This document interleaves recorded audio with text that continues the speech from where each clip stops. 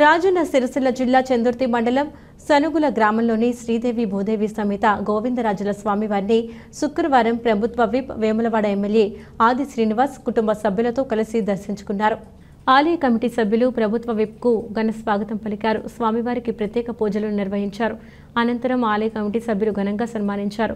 గోవిందరాజుల స్వామివారి ఆశీస్సులతో ప్రజలంతా ఆయురారోగ్యాలతో అష్టైశ్వర్యాలతో ఉండాలని, సకాలంలో వర్షాలు సమృద్ధిగా కురిసి రైతులు పాడి పంటలతో సంతోషంగా ఉండాలని వేడుకున్నారు.